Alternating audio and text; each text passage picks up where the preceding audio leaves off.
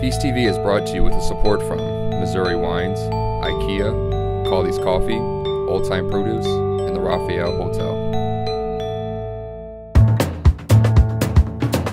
Give in to your cravings. In this episode, we're exploring sugary delights. I'm Cat Neville, and this is Feast TV.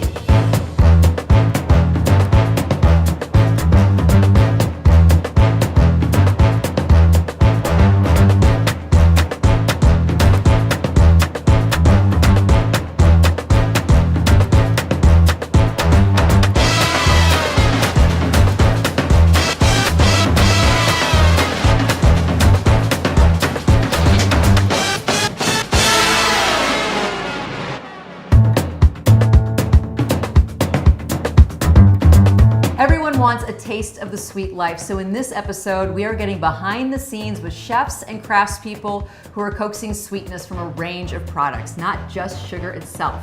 But our first stop is in St. Louis at Nathaniel Reed Bakery. Take a look.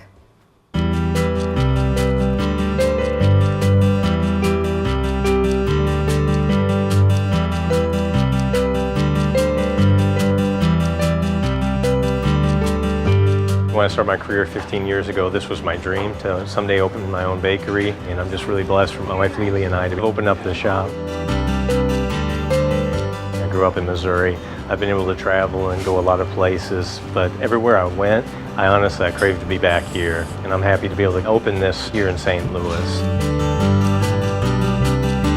We have a little bit of everything. We have breakfast pastries, savory items, and lunch items. We have sandwiches, cookies, brownies, cakes, fun snack type items. People seem to really enjoy our chocolate almond croissant and our ruby cake. You know, you can come every day and find something here to have.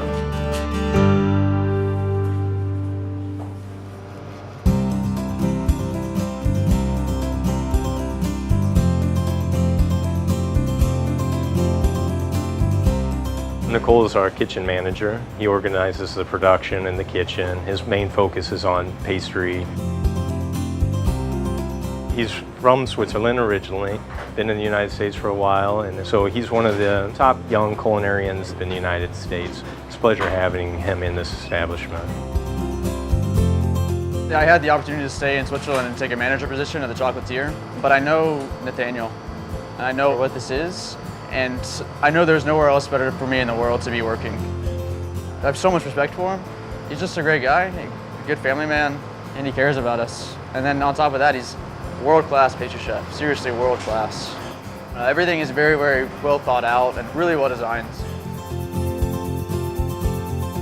My wife Lily's my business partner here and also a chef and manager. She brings just a ton of experience and enthusiasm to the team.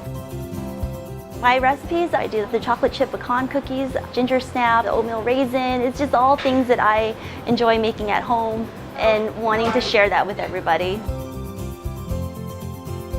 Nathaniel is a great chef. We all want to learn something from him, and I think that's what brought everybody together. We try as hard as we can to instill precision, to have controls and measures to where we can give the customer a very precise product, a very regular product, and a very luxury experience at the same time.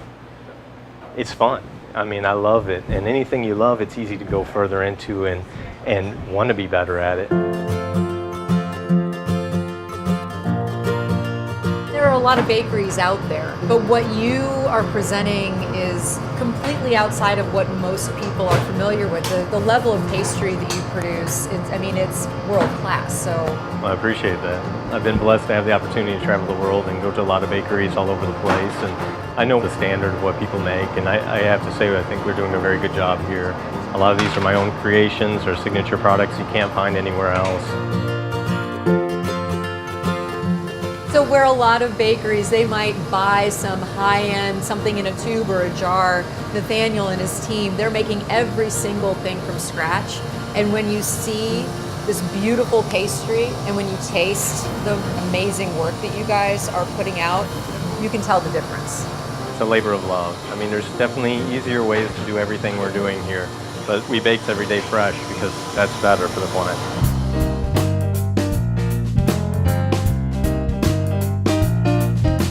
Where do you get your ideas for those signature items? I mean, there's inspiration all around us. And it's not like I'm listening to jazz music or something and all of a sudden a dessert pops up. But I think just in life, just going through life, different things inspire you. The amber dessert, for example, was inspired by the time my wife Lily and I went to New Orleans. And we were walking down the streets in New Orleans and you just smell the pralines cooking in the air. And it's just, I mean, I felt like it transported me, you know, like I was floating to this aroma that was in the air. I want to translate that experience into a cake. So we have the crunch of the shortbread cookie base, creamy caramel, vanilla bean mousse, caramel glaze, and crunchy pecans. I mean, for me, that's dessert.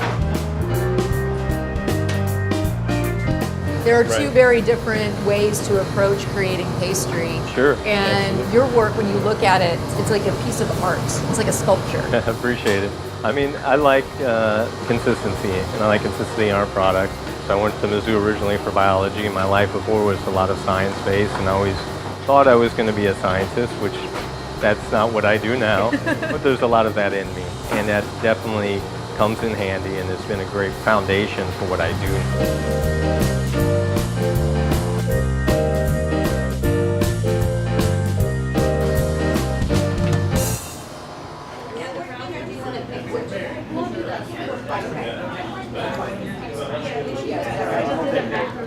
Here we have big open windows that the customer can see in and see what we're doing, see that we're making things by hand. If there's people back there, it's not a factory or robots or something. But also for us, it's a unique experience because we get to see out and see the customers. And it's very rewarding after, you know, working very hard on some of these items to see their face light up.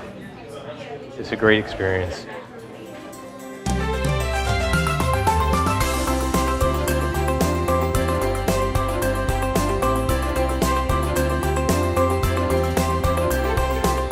For us to come here to our own bakery is just a lifelong dream. We're just so proud to be a part of this and be a part of the community. We're making world-class pastries. We're making fresh product every day. We're using top ingredients, and I'm happy to have the opportunity to be here and provide what I hope is an enjoyable experience and a quality product.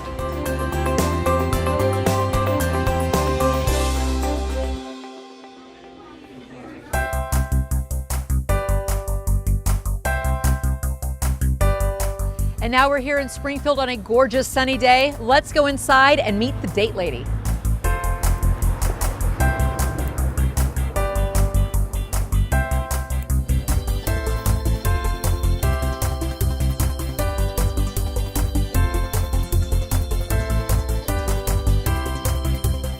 My husband got offered a job in the United Arab Emirates about 12 or 13 years ago, and I became a full-time mother right around the same time.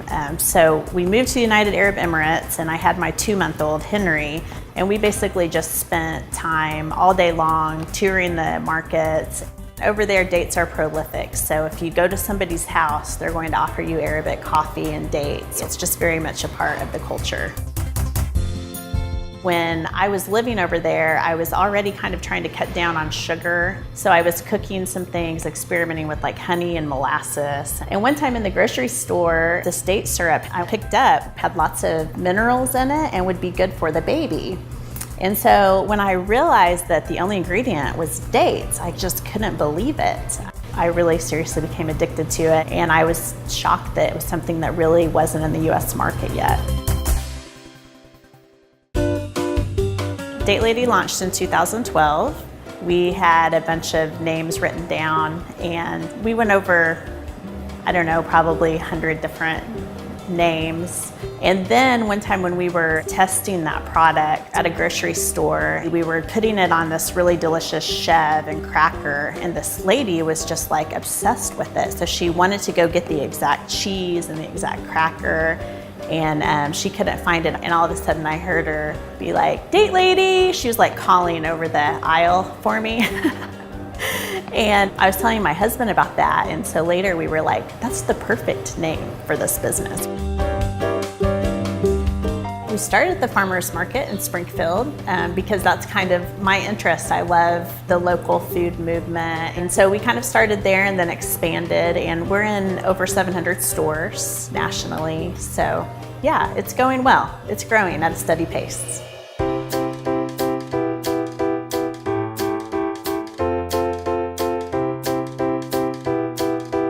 Date palms grow in the desert.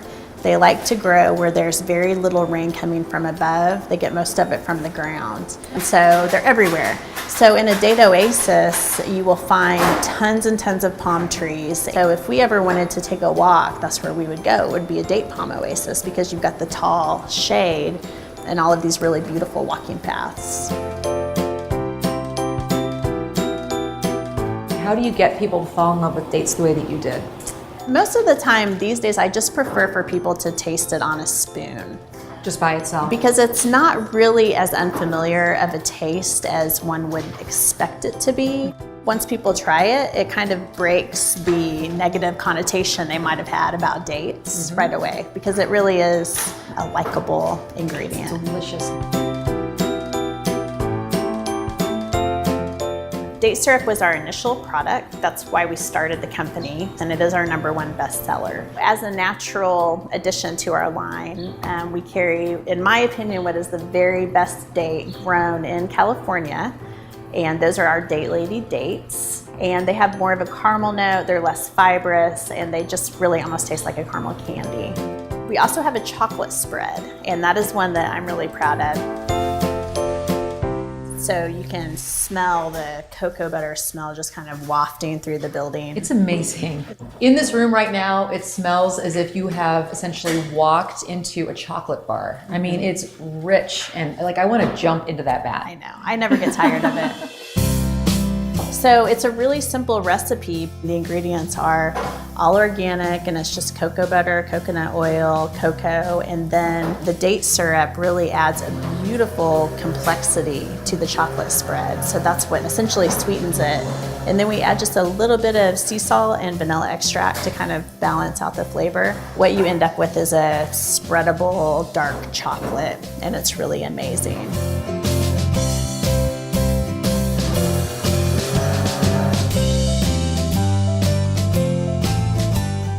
That's as fresh as it gets. That's incredible. It has got so much flavor to it. I mean, you have that incredible richness of the beautiful dark chocolate, but having that date flavor on top of it, it's rich and it's almost minerally. It's heaven. You have to try this. Oh yeah.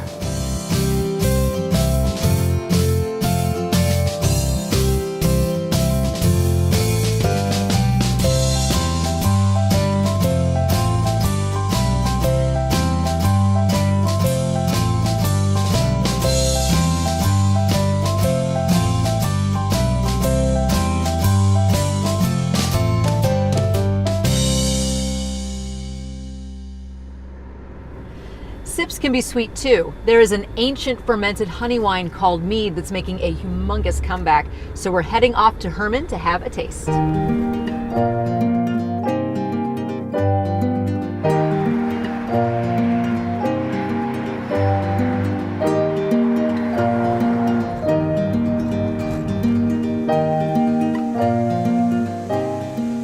The last stop in our sweets episode is here in Missouri wine country. We are visiting the Martin Brothers Winery, but don't think that we're trying grape wines. These wines are made of honey. Let's go get a taste.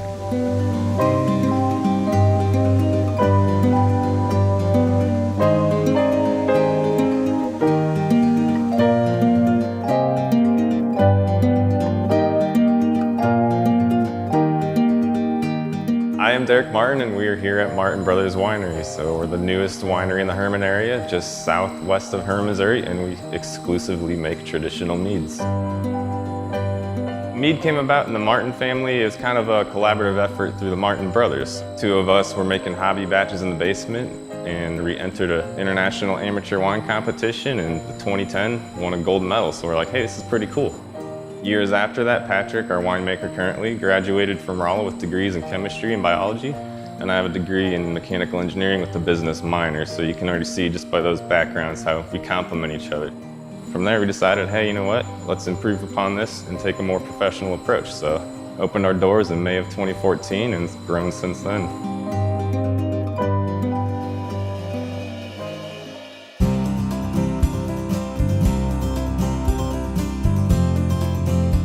Being in Herman definitely kind of helped tailor us toward the alcohol industry, and we wanted to be different, so we didn't want to do grapes. There's plenty of other historic grape wineries around us, so we wanted to do something different. So we just kind of fell into making mead, and now we just specialize in that.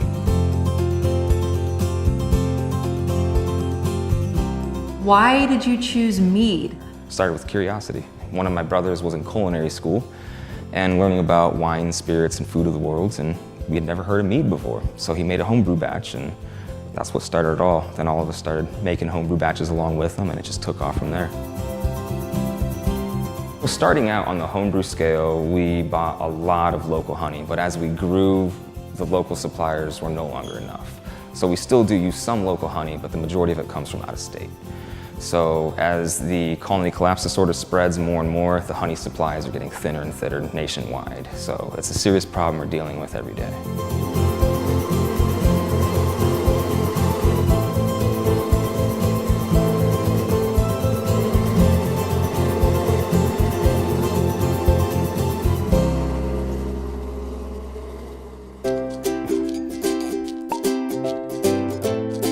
Mead is becoming Correct. like trendy. Yes, correct. So it's becoming more and more popular. It's one of the fastest growing alcohol markets right now. It's also one of the smallest. A lot of the meaderies out there are taking more of the craft approach, which is where they'll take base mead, which is just, fermented honey, and then they'll add spices, fruits, flavorings, things on top of it.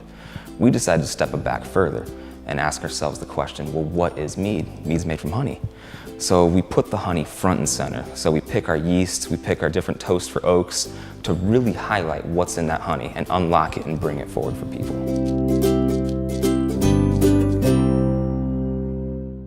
So most of the time people drive up, they think they're lost because we are a little bit off the beaten path, but a lot of people describe us as a hidden gem in Herman because we're something different or something new.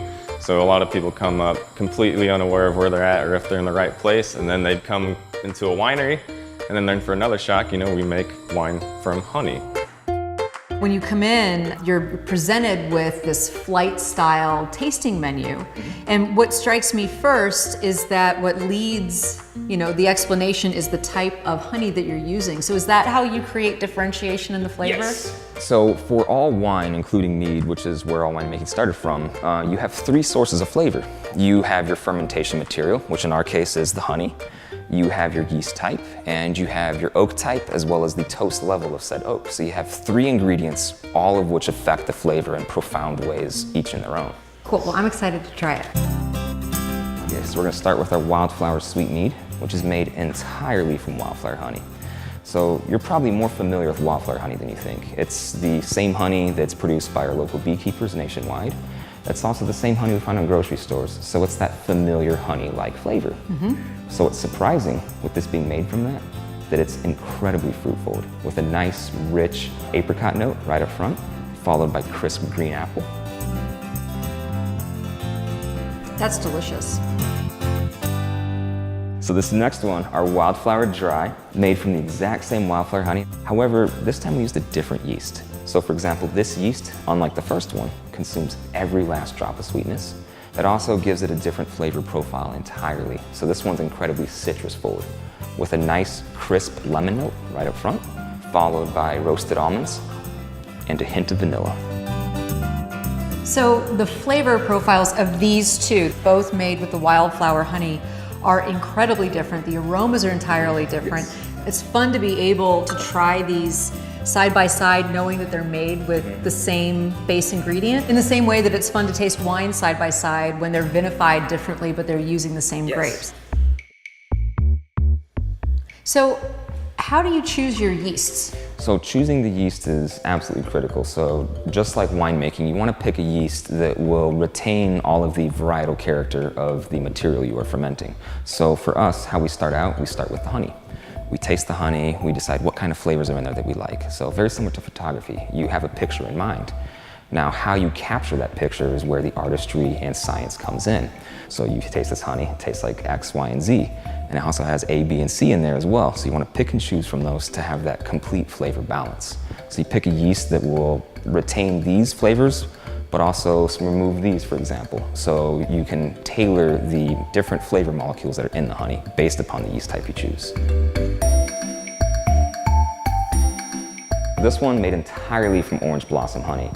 We picked a yeast variety that was very neutral for this one, that would just strip away some of that sweetness, revealing that rich floral bouquet on the nose.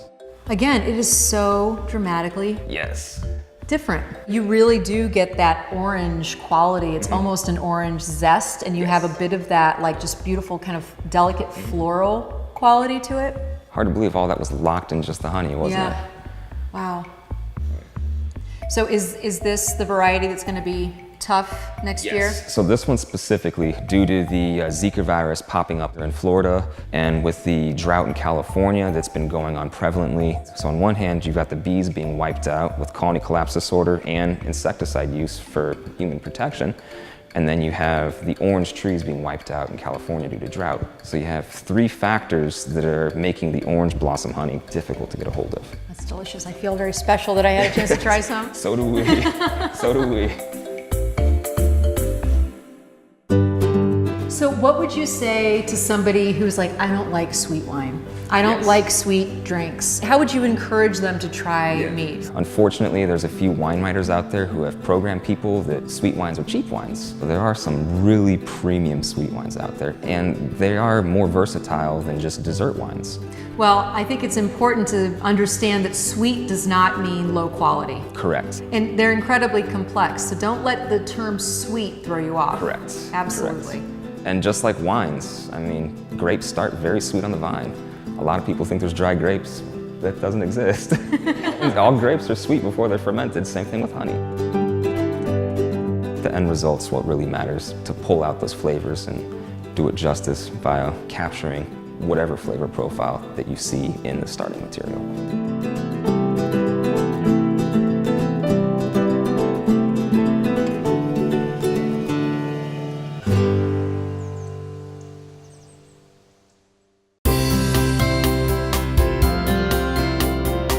Today, we're going to be making date cookies, yes, with a Persian flavor. It's going to include cumin, cardamom, and also some fennel. It's a really delicious and easy recipe.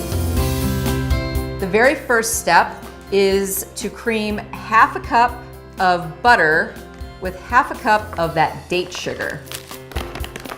So this is the date sugar, and clearly it's not as refined as refined sugar. All it is pulverized dates, and so all of that beautiful sweetness and complexity of the date itself is captured in the date sugar.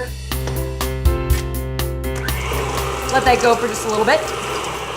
By the way, I'm going to be pairing these cookies with a Moscato from Les Bourgeois, and the reason why I'm using a Moscato is because it does have a natural sweetness to it that's going to play really nicely off of the dates themselves. I'm going to go ahead and get my flour mixture together. I'm going to put 2 cups of flour into a large bowl. I'm going to whisk in just a little bit of cumin as well as some cardamom. All right, so I'm gonna add a 1/4 teaspoon of baking soda and also a little bit of salt.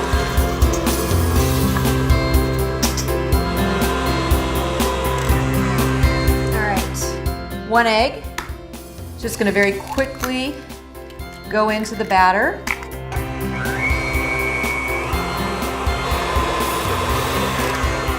Once that's thoroughly incorporated, you just add in your flour mixture very gradually.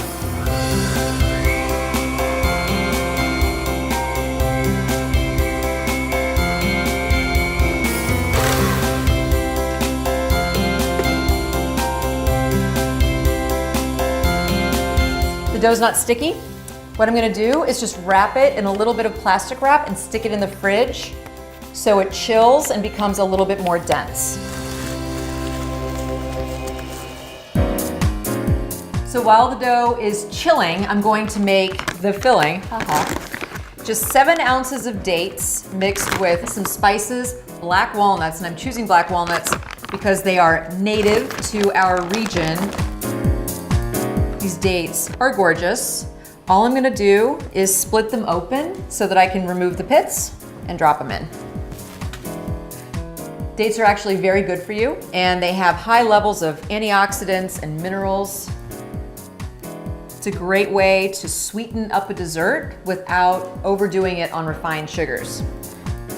A cup of black walnuts. We have a little bit of cardamon, a very Middle Eastern spice, and then some fennel. I'm also going to add in just a little bit of coconut oil. Last ingredient is date sugar, and I'm gonna add in about 1/4 cup. I'm just gonna take this over to the stove and let it simmer. I have the mixture just on medium, and I'm gradually adding a little bit of water every couple of minutes, because what I want to achieve is something of a jam-like consistency. It smells so good, it's really complex. Okay, the dates are fully broken down. Everything is just gorgeous. I just need this to cool down, and then we're ready to make those cookies. My dough is properly chilled, and really you want to chill the dough just so that it doesn't fall apart. So I'm pressing this into a rectangle so that when I roll it out, I end up with a rectangle shape. And then I'm gonna put my filling right in the middle.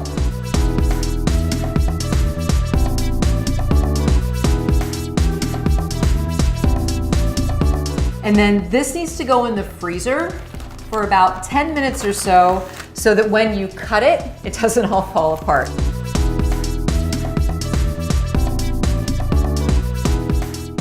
And then use a serrated knife and very gently cut your cookies free. You're looking for them to be about 1/2 inch.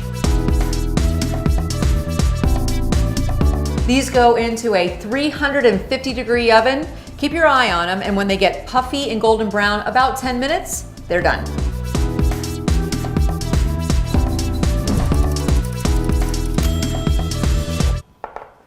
The date filling is beautifully caramelized in my pinwheel cookies.